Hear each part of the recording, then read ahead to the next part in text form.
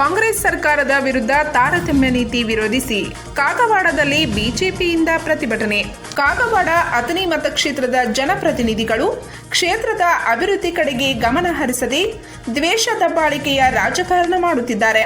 BJP ಸರ್ಕಾರ ಮಂಜೂರು ಮಾಡಿರುವ ಅಭಿವೃದ್ಧಿ ಕಾಮಗಾರಿಗಳಿಗೆ ಅಡೆತಡೆ ಮಾಡುತ್ತಿದ್ದಾರೆಂದು ಮಾಜಿ ಸಚಿವ ಹಾಲಿ ಗೋಕಾಕ್ ಶಾಸಕ ರಮೇಶ್ ಜಾರಕಿಹೊಳಿ ಆರೋಪಿಸಿದ್ದಾರೆ. ಅವರು ರವಿವಾರ ಜನವರಿ 21ರಂದು ಕಾಗವಾಡ ಪಟ್ಟಣದ ಚೆನ್ನಮ್ಮ ವೃತ್ತದಲ್ಲಿ ಮಾಜಿ ಸಚಿವ ಶ್ರೀಮಂತ್ ಪಾಟೀಲ್ ನೇತೃತ್ವದಲ್ಲಿ ಕಾಗವಾಡ ಅಥಣಿ ಜನಪ್ರತಿನಿಧಿಗಳ ವಿರುದ್ಧ ಹಮ್ಮಿಕೊಂಡಿದ್ದ ಪ್ರತಿಭಟನೆಯಲ್ಲಿ ಪಾಲ್ಗೊಂಡು ಮಾತನಾಡುತ್ತಿದ್ದರು. ರಾಜ್ಯದಲ್ಲಿ ಕಾಂಗ್ರೆಸ್ ಸರ್ಕಾರ ಸಂಪೂರ್ಣ ವಿಫಲವಾಗಿದ್ದು ಶಾಸಕರು ಅಭಿವೃದ್ಧಿ ಕಾರ್ಯಗಳನ್ನು ಮಾಡುತ್ತಿಲ್ಲ. ಅಭಿವೃದ್ಧಿ ಕಾರ್ಯದಲ್ಲಿ ತಾರತಮ್ಯ ಮಾಡುತ್ತಿದ್ದು ಇದು ನಿಲ್ಲಬೇಕು. ಇಲ್ಲವಾದರೆ ಮುಂದಿನ ದಿನಮಾನಗಳಲ್ಲಿ ಉಗ್ರ ಹೋರಾಟ ಮಾಡಬೇಕಾಗುತ್ತದೆ ಎಂದು ಸರ್ಕಾರಕ್ಕೆ ಎಚ್ಚರಿಕೆ ನೀಡಿದರು. ಅಧಿಕಾರಿಗಳು ವಿಶೇಷವಾಗಿ ಆಡಳಿತ ಪಕ್ಷ ಪರವಾಗಿ ಕೆಲಸ ಮಾಡುವಂಥ ರೂಢಿ ಬಂದಂಥ ರೂಢಿ, ಆದರೆ ಅತಿಯಾದ ಆಡಳಿತ ಪಕ್ಷ ಮಾತು ಕೇಳಿ ಅಮಾಯಕರಿಗೆ ಅನ್ಯಾಯ ಆಗದಂಥ ಕೆಲಸವನ್ನು ಎಲ್ಲ ಪೊಲೀಸ್ ಡಿಪಾರ್ಟ್ಮೆಂಟ್ ಇರ್ಬೋದು, ರೆವಿನ್ಯೂ ಡಿಪಾರ್ಟ್ಮೆಂಟ್ ಇರ್ಬೋದು, ಎಲ್ಲ ಇಲಾಖೆಯವರು ಕಾಕೊಂಡು ಹೋಗ್ಬೇಕಂತ ಈ ಸಂದರ್ಭ ಮನವಿ ಮಾಡ್ತೀನಿ. ಈ ಸಂದರ್ಭದಲ್ಲಿ ಈ ಕೇಸ್ ಬಗ್ಗೆ, ಈಗ ಶಿಂಗೆ ಅವರು ಕೊಟ್ಟ ಕೇಸ್ ಬಗ್ಗೆ ಪೊಲೀಸ್ ವರಿಷ್ಠಾಧಿಕಾರಿ SP ಅವ್ರ ಜೋಡಿ ಮುಖಾಂತರ ಮಾತಾಡಿದ್ದೀನಿ. ನಾನು ವಿಷಯ ನನಗೆ ಗೊತ್ತದೆ, ಆದರೆ ಯಾರು ತಪ್ಪು ಆಮೇಲೆ ನೋಡೋಣ. FIR ಮಾಡೋದು ಕರ್ತವ್ಯ. ಅರ್ಜಿ ಬಂದ ತಕ್ಷಣ FIR ಮಾಡಬೇಕು. ಆಮೇಲೆ ನಿಮಗೆ ಯಾರು ತಪ್ಪಿಸೋದು ಬಿ ರಿಪೋರ್ಟ್ ಆಗಬೇಕು. ಯಾರ ವಿರುದ್ಧ ಸುಳ್ಳು ಕಂಡು ಬಿ ರಿಪೋರ್ಟ್ ಬರ್ತದೆ. ಅದಕ್ಕೆ ದಯವಿಟ್ಟು ಪೊಲೀಸ್ ಅಧಿಕಾರಿಗಳು ಇವತ್ತು ಮನವಿ ಮಾಡ್ತೇವೆ, ಮುಂದಿನ ದಿನದಲ್ಲಿ ಉಗ್ರವಾಗಿ ಹೋರಾಟ ಮಾಡಬೇಕು. ಇವತ್ತು ಮನವಿ ಮಾಡ್ಕೊತೀವಿ. ಹಾಗೆ ಅದ್ರ ಮುಂದೆ ಹೆಂಗೆ ಮಾಡಿದ್ರೆ ನಾವು ಉಗ್ರ ಹೋರಾಟ ಮಾಡಬೇಕಾಗ್ತದೆ. ಇದು ಸೈಕಲ್, ರಾಜಕಾರಣದ ಸೈಕಲ್. ಅವ್ರ ಮೇಲೆ ಮತ್ತು ಕೆಳಗೆ ಬರ್ತಾರೆ, ಅವಾಗ ನೀವು ನಮ್ಮ ಕೈ ಬಂದು ಸಿಗ್ತೀರಿ. ಅವಾಗ ವಿಚಾರ ಮಾಡೋಣ.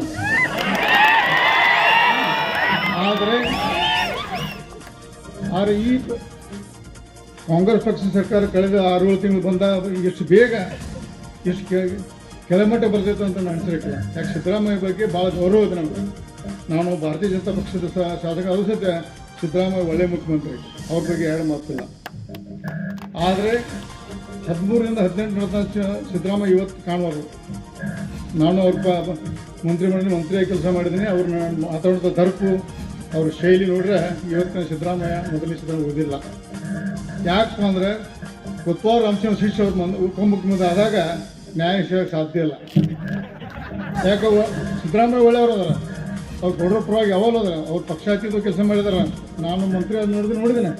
ಅವ್ರು ಅವ್ರ ಬಗ್ಗೆ ಒಳಗೆ ಹಾಕ್ರಿ, ಅವ್ರನ್ನ ಇದು ಮಾಡಿ ಎಂದೂ ಹೇಳಿಲ್ಲ. ಆದರೆ ಉಪಮುಖ್ಯಮಂತ್ರಿ ಕೊತ್ವಾಲ್ ರಾಮಚಂದ್ರ ಶಿಷ್ಯರು ಬರೀ ಇದೇ ಮಾಡ್ಕೊಂಬಂದವ್ರು ಜೀವನದಲ್ಲಿ. ಅವ್ರು ಇದನ್ನ ಮಾಡೋರು. ಶಿಂಗೆ ಅವ್ರು ನಿಮ್ಮ ಮೇಲೆ ಕೇಸ, ನನ್ನ ಮೇಲೆ ಕೇಸ್ ಆಗಿದ್ದಾರೆ ಮೊನ್ನೆ 420. ನೀವು ಹಾಕೋ ದೂರ ಉಳಿತಾರೆ. ನಮ್ಮಂತರ ಮೇಲೆ ಹಾಕಿದ್ರೆ ನಿಮ್ಮಂತ ಇನ್ನೂ ಏನೇನು ಹಾಕಿದ್ರೆ ದೇವ್ರ ಬಲ್ಲ. ಯಾಕೆ ಕೊತ್ವಾಲ್ ರಾಮಚಂದ್ರ ಶಿಷ್ಯಕ್ಕೆ ಅಧಿಕಾರ ಸಿಕ್ಕಾಗ ಪುಣ್ಯಾಕ್ ಮತ್ತು ಸಿದ್ದರಾಮಯ್ಯ ಮುಖ್ಯಮಂತ್ರಿ ಚಲೋ ತಪ್ಪು ಏನೋ ಆಗಿತ್ತಂದ್ರೆ ಎಲ್ಲ ನಮ್ಮ ಆಸ್ತಿಗಳು ಅವರ ಸಿಲ್ಲ ಹಾಕೋದು ಉತ್ತರ. ಸಿದ್ದರಾಮಯ್ಯ ಮುಖ್ಯಮಂತ್ರಿ ಆಗಿದ್ದು ನಮ್ಮ ದೈವ. ತಪ್ಪು DK ಶಿವಕುಮಾರ್ ಮಂತ್ರಿ ಚೀಫ್ ಮಿನಿಸ್ಟರ್ ಆಗಿತ್ತಂದ್ರೆ ಬೆಳಗಾವದ ವಿಷಯಕ್ಕನ್ನೇ ಮತ್ತು ಅವ್ರದ್ದು ಕೂಡಿ ಎಲ್ಲವರು ಉತ್ತರ ಎಲ್ಲ ಅವ್ರ ಹೆಸರು ಉತ್ತಾರನ ಅವ್ರ ಹೆಸರೇ ಎಲ್ಲ ಅಲ್ಲೇ ಕುತ್ಕೊಂಡು ಏನು ಕಂಪ್ಯೂಟರ್ ಬರೆದ್ರೆ ಅವ್ರ ಹೆಸರು ಬರ್ತಿದ್ವು. ದೇವ್ರ ದೊಡ್ಡವನು ಸಿದ್ದರಾಮಯ್ಯ ಮನವಿ ಮಾಡ್ಕೊತೀನಿ. ನಾನು ಪರ್ಸನಲ್ ಭೇಟಿ ಹಾಕೊಂಡು ಹೋಗಿ ಬೆಂಗಳೂರದಾಗ ಬರೀ ಕಾಗವಾಡದಲ್ಲಿ ಮಾತಾಡ್ತಿಲ್ಲ. ಇದು ಇಡೀ ರಾಜ್ಯದಲ್ಲೇ ನಡೆದಿದೆ. ಅಥಣಿಯಲ್ಲಿ ಭಾಳ ಇತ್ತು, ಬಟ್ ಈಗ ಸ್ವಲ್ಪ ಕಡಿಮೆ ಆಗಿದೆ ಅನ್ಸತಿ. ಸ್ವಲ್ಪ ಅಥಣಿಯಾಗ ಕಡಿಮೆ ಆಗಿತ್ತು. ನಾವು ಯಾಕೆ ಕಾಗವಾಡ ಕೇರಿಕಿಲ್ಲ. ರಾಜುಕಾಗೆ ಬಗ್ಗೆ ನಾವು ಗೌರವ ಇರುತ್ತೆ.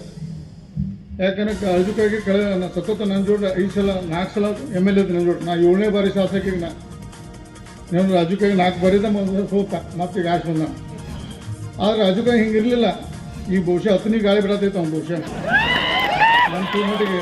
ರಾಜುಕಾಗೆ ಹಂಗೆ ಇರಲಿಲ್ಲ. ನಾ ಭಾಳ ನೇರವಾಗಿ ಇವತ್ತು ನನ್ನ ಸಂಬಂಧ ನಾವು ನೇರವಾಗಿ ಬೇಯ್ತೀವಿ ಅವನು. ಆದರೆ ಇವತ್ತು ಈ ಮಟ್ಟಕ್ಕೆ ಹೋದಾಗ ನನಗೂ ಭಾಳ ವಿಚಿತ್ರ ಅನಿಸುತ್ತೆ. ಯಾಕಂದ್ರೆ ನಮ್ಮ ಜೊತೆ ನೀರು ಮಾತಾಡ್ತಾನೆ, ನೀರು ಮಾತಾಡ್ತಾನೆ. ಅದು ಈ ಮಟ್ಟಿಗೆ ಬಂದಾಗ ಅವನು ಬಹುಶಃ ಮುಂದಿನ ದಿನ ಮಾಜಾಗ ನಿಗ್ತೈತಿ. ಯಾಕಂದ್ರೆ ಅಥಣಿ ಮತ್ತು ಕಾಗವಾಡ ಮತ್ತು ಕುಡ್ಚಿ ಮುಂದಿನ ದಿನ ಮತ್ತು ಭಾರತೀಯ ಜನತಾ ಪಕ್ಷದ ಜೆಂಡಾ ಹರಿಸಲೇಬೇಕು ನಾವು.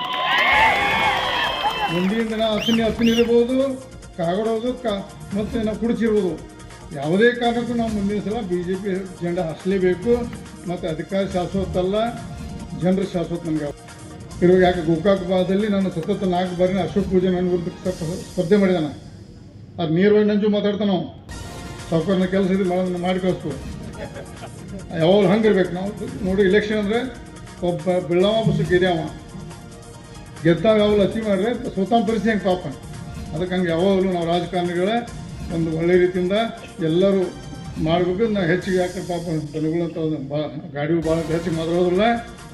ಇದು ಶಾಂಪಲ್ ಅತಿ. ಮಾಜಿ ಸಚಿವ ಶ್ರೀಮಂತ್ ಪಾಟೀಲ್ ಮಾತನಾಡಿ, ಕ್ಷೇತ್ರದಲ್ಲಿಯ ಗ್ರಾಮ ಪಂಚಾಯಿತಿಗಳಿಗೆ ಸರ್ಕಾರದಿಂದ ಮಂಜೂರಾದ ಮನೆ ಹಂಚಿಕೆಯಲ್ಲಿ ಸ್ಥಳೀಯ ಶಾಸಕರು ತಾರತಮ್ಯ ಮಾಡುತ್ತಿದ್ದಾರೆ. ಇದನ್ನು ಪ್ರಶ್ನಿಸಿದವರ ವಿರುದ್ಧ ಕಾಂಗ್ರೆಸ್ ಕಾರ್ಯಕರ್ತರಿಂದ ದಬ್ಬಾಳಿಕೆ ನಡೆಸಲಾಗುತ್ತಿದೆ. ನಮ್ಮ ಅವಧಿಯಲ್ಲಿ ಮಂಜೂರಾದ ವಿವಿಧ ಅಭಿವೃದ್ಧಿ ಕಾಮಗಾರಿಗಳನ್ನು ತಡೆಹಿಡಿಯಲಾಗಿದೆ. ಬಸವೇಶ್ವರ ಏತ ನೀರಾವರಿ ಯೋಜನೆ ಕಾಮಗಾರಿ ಕುಂಟುತ್ತಾ ಸಾಗಿದೆ ಎಂದು ಆರೋಪಿಸಿದರು. ನಮ್ಮ ಕ್ಷೇತ್ರದಲ್ಲಿ ಒಂದು ದ್ವೇಷದ ರಾಜಕಾರಣ ಚಾಲು ಮಾಡ್ಯಾರ. ಶೇಡಿ ರಾಜಕಾರಣ ಚಾಲು ಆಗೈತಿ. ಇಲ್ಲಿ ಪ್ರತಿಯೊಂದು ಯಾವುದೋ ಕೆಲಸದಲ್ಲಿ ಬರೀ ಬಿಜೆಪಿ ಕಾಂಗ್ರೆಸ್. ನಾನು ಕೂಡ 5 ವರ್ಷದಕ್ಕಿಂತ ಮುಂಚೆ ಶಾಸಕ ಆಗಿದ್ದೀನಿ, ಸಚಿವ ಕೂಡ ಇದ್ದೀನಿ. ಆದ್ರೆ ಆ 5 ವರ್ಷದಲ್ಲಿ ನಾ ಅಗದಿ ಘಂಟಾಘೋಷವಾಗಿ ಪ್ರತಿಯೊಂದು ಪಬ್ಲಿಕ್ ಮೀಟಿಂಗ್ದಲ್ಲಿ ಹೇಳ್ಕೊತ ಬಂದೀನಿ. ನಾ ರಾಜಕಾರಣ ಮಾಡೋ 1 ತಿಂಗಳು ಇಲೆಕ್ಷನ್ ಚುನಾವಣೆಯಲ್ಲಿ ಅಷ್ಟ. ಚುನಾವಣೆ ಮುಗಿದು ಹೋದ ನಂತರ ರಾಜಕಾರಣ ಮುಗೀತು. ನಮ್ಮಲ್ಲಿ ಎಲ್ಲ ನಾವು ರೈತಾಪಿ ಜನರು.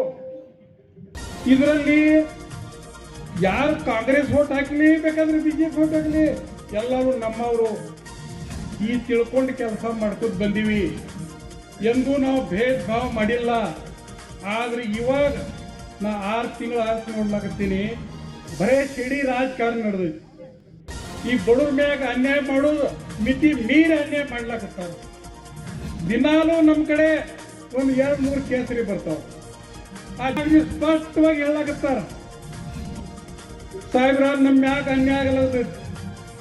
ಈ ರೀತಿ ಅನ್ಯಾಯ ನಮ್ಮ ಆಯುಷ್ಯದಾಗ ಯಾರು ಎಂದೂ ಮಾಡಿಲ್ಲ. ಆ ರೀತಿ ಅನ್ಯಾಯ ಮಾಡ್ಲಾಕತ್ತಾರ. ನೀವು ಇದರ ಬಗ್ಗೆ ಏನ್ರಿ ವಿಚಾರ ಮಾಡ್ರಿ. ನೀವು ವಿಚಾರ ಮಾಡ್ಲಿಕ್ರ ಈ ಕ್ಷೇತ್ರ ಬಿಟ್ಟು ನಾವು ಎಲ್ಲರೇ ದುಡಿಯಲಾಕ ಬೇರೆ ಕಡೆ ಹೋಗ್ತೀವೋ, ಇಂಥ ಒಂದು ಪರಿಸ್ಥಿತಿ ವ್ಯವಸ್ಥೆ ನಿರ್ಮಾಣ ಮಾಡ್ಯಾರ ನಮ್ಮ ಕ್ಷೇತ್ರದಲ್ಲಿ ಈ ಶಾಸಕರು ಮತ್ತು ಅವರೆಲ್ಲ ಏಜೆಂಟ್ರು. ನಿಮ್ಮ ಕಡೆಯಿಂದ ಈಗ ಏನು ಆರ್ಸ್ ಕೊಟ್ಟಿದ್ರಲ್ಲ, ನನ್ನ ಕಡೆ ಎಷ್ಟು ಎಲ್ಲ ಜನ ಬರ್ತಾರ, ಅವ್ರಾಗ್ಲಿ ಅವ್ರ ಕಡೆಯಿಂದ ಯಾವುದೂ ಕೆಲಸದ ಅಪೇಕ್ಷೆ ಇಲ್ಲ. ಮತ್ತು ಅವ್ರ ಕಡೆಯಿಂದ ಯಾವುದೂ ಡೆವಲಪ್ಮೆಂಟ್ ಕೆಲಸ ಆಗಂಗಿಲ್ಲ. ಅವ್ರ ಕಡೆಯಿಂದ ರೋಡ್ ಮಾಡೋದಾಗಂಗಿಲ್ಲ, ಕೆಳೆಗಾಂವ್ ಬಸವೇಶ್ವರ ಮಾಡೋದಾಗಂಗಿಲ್ಲ, ಯಾವುದೂ ಬೇರೆ ಶಾಲೆ ಕಟ್ಟೋದಾಗಂಗಿಲ್ಲ, ಅಂಗನವಾಡಿ ತಗೊಂಡ್ಬರೋದು ಆಗಂಗಿಲ್ಲ, ಕಾಲೇಜ್ ತಗೊಂಡ್ಬರೋದು ಏನೂ ಆಗಂಗಿಲ್ಲ. ಮತ್ತು ಅಪೇಕ್ಷೆ ಕೂಡ ಇಲ್ಲ. ನಿಮ್ಮ ಕಡೆಯಿಂದ ಅಪೇಕ್ಷೆ ಕೂಡ ಇಲ್ಲ ಅಂತ ಎಲ್ಲ ಜನನೇ ಹೇಳ್ತಾರೆ. ನಿಮ್ಮ ಕಡೆಯಿಂದ ಒಂದೇ ಒಂದು ಅಪೇಕ್ಷೆ ಐತಿ. ನೀವು ಏನಿದ್ರು ಸಿಡಿ ರಾಜಕಾರಣ ಮಾಡ್ಲಾಕ್ತಿದ್ರಲ್ಲ, ಈ ಬಡವರಿಗೆ ಏನು ತ್ರಾಸ ಮಾಡ್ಲಾಕತ್ತಿದ್ರಲ್ಲ, ದಬ್ಬಾಳಿಕೆ ಗುಂಡಾಗಿರಿ ಏನು ನಡೆಸಿದ್ರಲ್ಲ, ಈ ಗುಂಡಾಗಿರಿ ದಬ್ಬಾಳಿಕೆ ಬಂದ್ ಮಾಡಬೇಕು. ಇಷ್ಟು ಬಂದ್ ಮಾಡಿದ್ರೆ ನೀವು ದೊಡ್ಡ ನಮ್ಮ ಮ್ಯಾಗ ಉಪಕಾರ ಮಾಡಿದಂಗ ಆಗ್ತೇಳಿ ಎಲ್ಲ ಜನರಿಗೆ ಮಾತಾಡ್ತಾ ಇದ್ದಾರೋ. ಯಾವ ಗುಂಡಾ ಇರ್ತಾನೋ ಅವ್ ಬಡವರಿಗೆ ಬಡಿತಾರ. ಇವತ್ತು ನನಗೆ ಅಲ್ಲಿ ನಮ್ಮ ಅತನೆಯವರು ಅಂದ್ರು, ಒಬ್ರಿಗೆ ಎಷ್ಟು ಬಡದಾರಲ್ಲ ಅವ್ರಿಗೆ ಅಳಗ್ಯಾಡ್ಲಾಕ ಬರವತ್ತು, ಮುದ್ದ್ಯಾಗಿ ಬಿದ್ದಿತ್ತು ಮುಲ್ಯಾಗ. ಮತ್ತು ಯಾರು ಬಡದಾರು ಅವರ ಹೋಗಿ ಕಂಪ್ಲೇಂಟ್ ಕೊಟ್ಟಾರು. ಪೊಲೀಸರು ಹೋಗಿ ಯಾರು ಬಡ್ಕೊಂಡಾರೋ ಅವ್ರಿಗೆ ತಂದು ಒಳಗೆ ಹಾಕ್ಲಾಕತ್ತಾರ. ಆಗೋದು ಹೆಂಗಿದೆ? ಪ್ರತಿಭಟನೆಯಲ್ಲಿ ಪೊಲೀಸರು ಮತ್ತು ಕಾರ್ಯಕರ್ತರ ಮಧ್ಯೆ ಕೆಲ ಹೊತ್ತು ಮಾತಿನ ಚಕಮಕಿ ಉಂಟಾಯಿತು. ಶಾಂತತೆ ಕಾಯ್ಕೊಳ್ಳಬೇಕು. ದಯವಿಟ್ಟು ಯಾರು ಗದ್ದಲ ಮಾಡಬಾರದು. ಎಲ್ಲ ಕಾರ್ಯಕರ್ತರಲ್ಲಿ ವಿನಂತಿ, ಯಾರು ಗದ್ದಲ ಮಾಡಬಾರ್ದು. ಕೆಳಕೂಡಿ ದಯವಿಟ್ಟು ಕೆಳಕೂಡಿ. ಎಲ್ಲರೂ ಕಾರ್ಯಕರ್ತರು ಶಾಂತವಾಗಿರ್ಬೇಕು. ಇದು ಅವ್ರೊಂದು ಟ್ರಿಕ್ ಐತೆ ನಮ್ಮ ಸ್ಟ್ರೈಕ್ ನೋಡಿದ. ಯಾರು ತನಿಖೆ ಮಾಡಕ್ ಹೋಗ್ಬೇಡ್ರಿ. ಎಲ್ಲರೂ ದಯವಿಟ್ಟು ಕಳ್ಕೊಂಡ್ರೆ ಈಗ ಸ್ಟ್ರೈಕ್ ನೋಡಿದ ಅವ್ರದೊಂದು ಐಡಿಯಾ ಐತೆ, ಕಳ್ಕೊಂಡ್ರೆ ಈ ವೇದಿಕೆ ಬಲಭಾಗದಲ್ಲಿ ಮುಂದುವರೆ ನಿಂಗಪ್ಪ ಉಮೇಶ್ ಮುಂದುವರೆ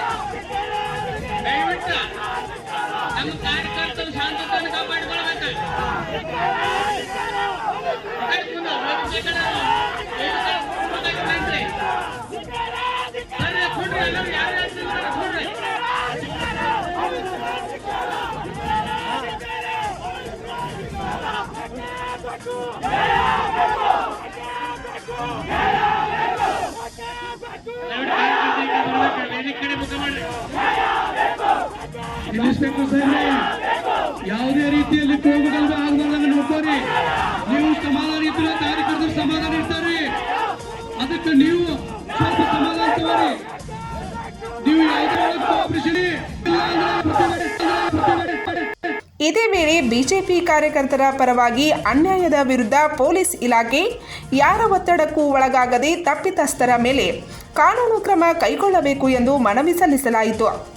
ಈ ಸಮಯದಲ್ಲಿ ಮಾಜಿ ಶಾಸಕ ಮಹೇಶ್ ಕುಮಟಳ್ಳಿ, ಮುಖಂಡರಾದ ಶ್ರೀನಿವಾಸ್ ಪಾಟೀಲ್, ದಾದಾ ಪಾಟೀಲ್, ಆರ್ಎಂ ಪಾಟೀಲ್, ಮಹಾದೇವ್ ಕೋರೆ, ರಾಜ್ ಸೊಡ್ಡಿ, ಅಭಯ್ ಅಕಿವಾಟಿ, ಶಿವಾನಂದ್ ಪಾಟೀಲ್, ಅರುಣ್ ಗಣೇಶ್ವಾಡಿ, ರಾಮಗೌಡ ಪಾಟೀಲ್, ಮನೋಜ್ ಕುಸನಾಳಿ, ಸುನಿಲ್ ಶಿಂದೆ, ಕಾಗವಾಡ ಬ್ಲಾಕ್ ಬಿಜೆಪಿ ಅಧ್ಯಕ್ಷ ತಮ್ಮಣ್ಣ ಪಾರ್ಶೆಟ್ಟಿ, ಉಪಾಧ್ಯಕ್ಷ ರಾಕೇಶ್ ಪಾಟೀಲ್, ಸುಜಯ್ ಫರಾಕಟ್ಟೆ, ಅರುಣ್ ಜೋಶಿ, ನೇತಾಜಿ ಖಾಟೆ ಸೇರಿದಂತೆ ಅನೇಕ ಮುಖಂಡರು, ಸಾವಿರಾರು ಸಂಖ್ಯೆಯ ಬಿಜೆಪಿ ಪಕ್ಷದ ಕಾರ್ಯಕರ್ತರು ಉಪಸ್ಥಿತರಿದ್ದರು.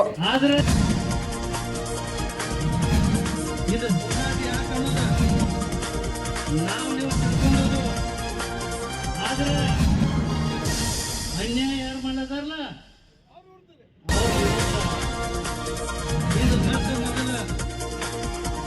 ಇದು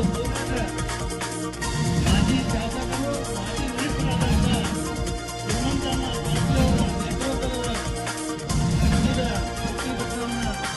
ನಾವು ನೀವೆಲ್ಲ ಮಾಡಲಾಗತ್ತದು. ಆದರೆ ನಮ್ಮ ದೇಶದೊಳಗೆ ಸ್ವಾತಂತ್ರ್ಯಕ್ಕೆ 25 ವರ್ಷ ಪಂಚ್ ನ್ಯೂಸ್ಗಾಗಿ ಕಾಗವಾಡದಿಂದ ಬಸವರಾಜ್ ತಾರ್ದಾಳೆ.